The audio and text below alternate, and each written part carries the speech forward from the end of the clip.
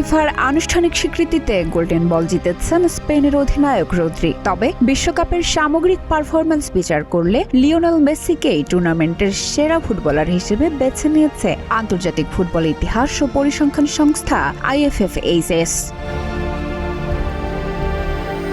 ফাইনালে স্পেনের কাছে 1-0 গোলে হেরে শিরোপা হাতছাড়া করে আর্জেন্টিনা। সেই ম্যাচের পর ব্যক্তিগত সর্বোচ্চ সম্মান হিসেবে ফিফার গোল্ডেন বল ওঠে রদ্রির হাতে। কিন্তু টুর্নামেন্ট জুড়ে প্রভাব, ধারাবাহিকতা ও নকআউট পর্যায়ে অবদানের বিচারে IFFHS এর মূল্যায়নে এগিয়ে আছেন আর্জেন্টাইন অধিনায়ক মেসি।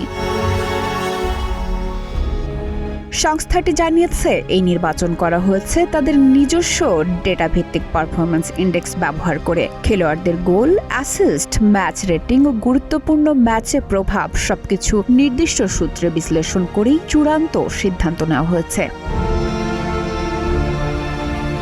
2026 বিশ্বকাপে মেসি খেলেছেন 8টি ম্যাচ।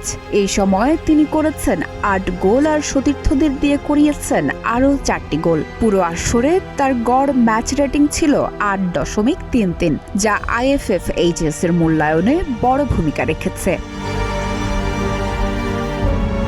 বিশেষ করে নকআউট পর্বে মেসির পারফরম্যান্সকে সর্বোচ্চ গুরুত্ব দিয়েছে সংস্থাটি। কঠিন মুহূর্তে দলকে এগিয়ে নেওয়ার সামর্থ্যই একজন খেলোয়াড়ের প্রকৃত মান নির্ধারণ করে, এমন ব্যাখ্যাও দিয়েছে IFFHS।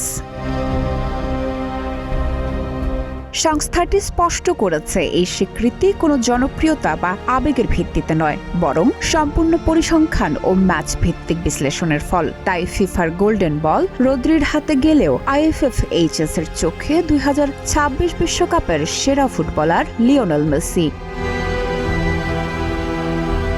ডেস্ক রিপোর্ট, প্রতিদিনের বাংলাদেশ।